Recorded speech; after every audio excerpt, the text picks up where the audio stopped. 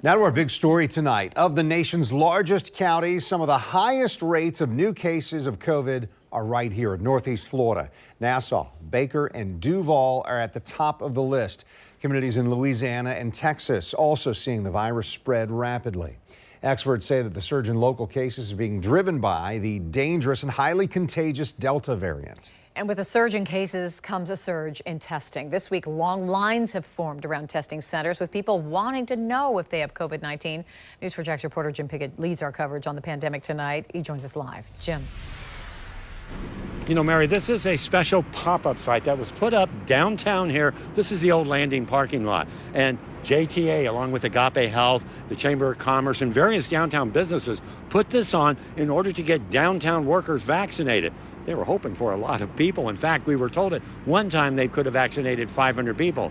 The total number so far today, about 60. But they say that is a start, and we did talk to some of those who got the shot. This is what the vaccine site looked like shortly after it opened. No one in line, and then a few people began to show, like Carnell Oliver. He's been very outspoken at city council meetings and speaks out on controversial topics. Today, in a way, he's speaking out again by getting the shot. We were with him as he got the vaccination downtown. And even though I may have personal fears, I have to respect the life of someone else. There were a handful of others who, for various reasons, say they changed their minds about getting vaccinated. While these shots can help prevent the virus, most of the action today was elsewhere, with people who wanted to know if they already had the virus. So I'm back out at the health department today, the Central Health Plaza down in Springfield. Again, long lines, people waiting to get tested. I'm going to walk you through this because if you look at this, they were wrapped around the building yesterday as well. Well, that's going to be the same thing that we're seeing here today. These people are out here just able to get in line to be able to get tested because of this variant. I also want to show you something else because while they're here for testing across here, this is where they go to get vaccinated. No line, no wait. And that has some people confused, and that's what we've been seeing throughout the week. This is serious. It's a life and death matter. And you're really worried about that? I'm very worried about that. Let me show you something completely different. We're at another testing site on the west side. Now, this one is run by Agape Health, and there are no lines actually outside.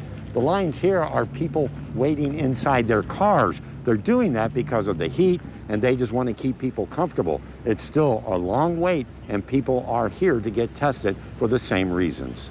Medical experts tell me that testing sites are only going to get busier, and right now there are no plans to expand government-run testing sites in Jacksonville, and that has many asking why. You know, I've been asking that question for several weeks as well. The mayor's office to state officials, why aren't there more testing sites open here in Jacksonville? At least the government sites. And right now, I'm really not getting an answer on that. There is the one, as we showed you, downtown in Springfield at the Central Health Plaza and the ones from Agape Health. Doctor's offices, I checked even with my doctor today, they're not doing testing.